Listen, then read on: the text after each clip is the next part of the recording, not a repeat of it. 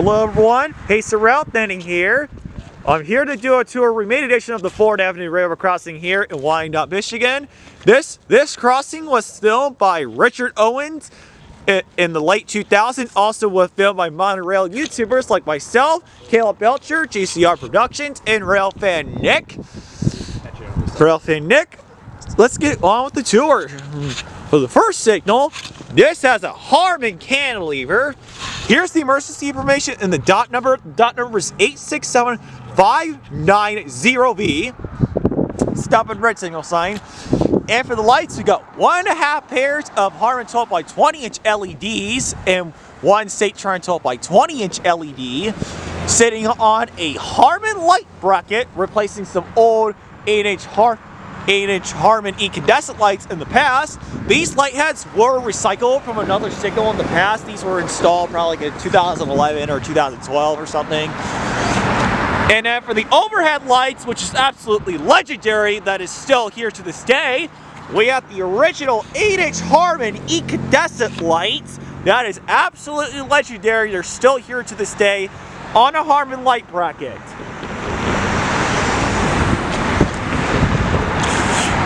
And then for the gate mechanism base, we got a Satron base. We have a UNS&S Model 95 gate mechanism replacing an old Satron Model S gate mechanism that kept breaking. And also worth mentioning, the Satron Model S gate mechanism also had transport product gate arms. And also this signal also features Ricoh LED gate lights. And for the bell, this has a General Signals Type 2 electronic bell mounted on the gate mast. There used to be a dead mechanical bell up there that was removed in the mid-2010s, so I'm glad that got removed. So moving on to the Conrail Detroit line signals. These signals were put in the spring of 2008, replacing some old Juras plastic light signals and 8-inch incandescent signals with mechanical bells, and this one had a General Signals Type 1 in the past.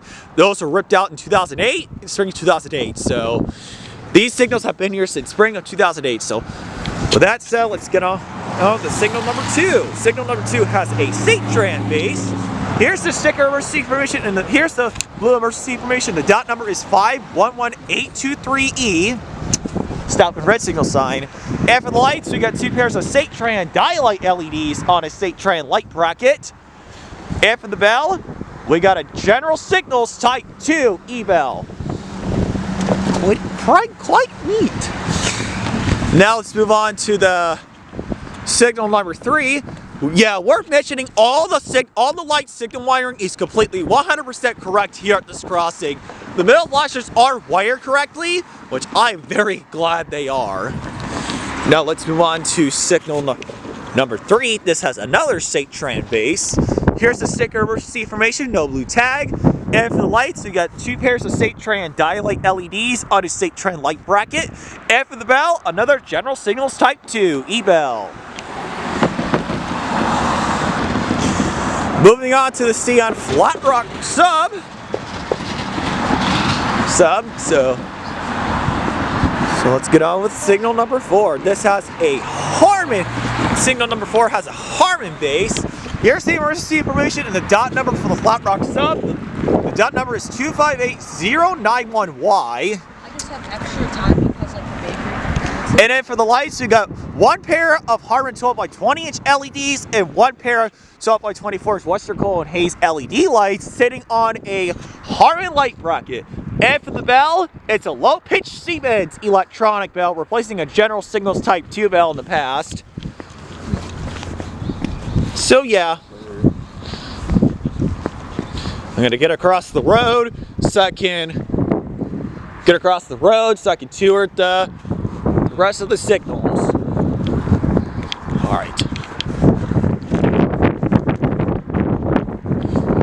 All right.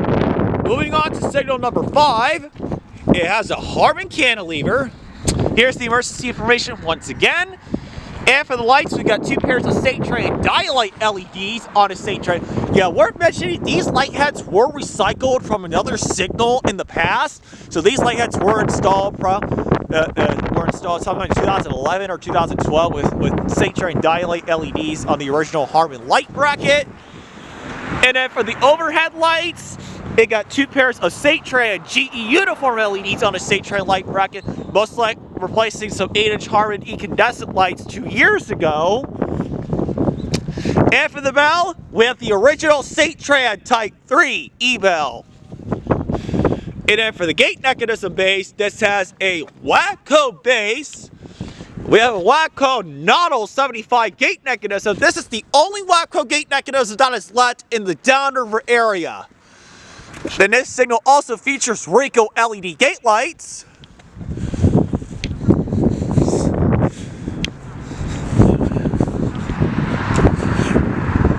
Moving on to signal number 6. Signal number 6 has a St. Tran base. Here's the blue emergency information and the sticker emergency information. And for the lights, we got 2 pairs of St. Tran Dialight LEDs sitting on a St. Tran light bracket. And for the bell, it features another General Signals Type 2 electronic bell. Now let's move on to signal number 7. Signal number 7 has another St. Tran base. Here's the sticker emergency information, no blue tag. And for the lights, we got 2 pairs of St. Tran Dialight LEDs sitting on a St. Tran light bracket. And for the bell, it features another General Signals Type 2 electronic bell. Quite neat stuff. Alright, moving on to the CN Shoreline Mass Signal. I think I heard something coming, so we'll figure that out here in a second. So for signal number 8, this has a St. Tran base that is buried in the ground. Here's the emergency information once again. And for the lights, we got 1.5 pairs of Harman 12x20-inch LED lights and 1 Western Cole & Hayes LED light sitting on a St. Tran light bracket. These light heads were recycled. These were installed probably in 2011 or 2012. And for the bell, this has the original St. Tran Type 3 E-bell. Yeah, worth mentioning, this bell only rings if there's a train on the shoreline or there's a malfunction on the shoreline. It is wired with the front lights. So if there's a train any other truck, only the back lights will be flashing. So quite neat stuff, I gotta say. There's the relay case for the Shoreline subdivision.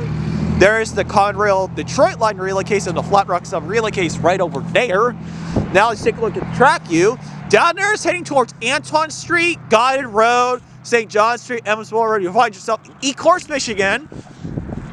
Down there is heading towards Vinewood Avenue, Oak Street in Pennsylvania Road. You'll find yourself in Trenton, Michigan.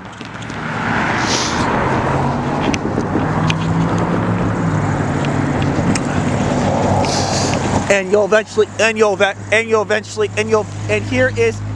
here's the approach with wide pattern signals, which is pretty rare to find these days.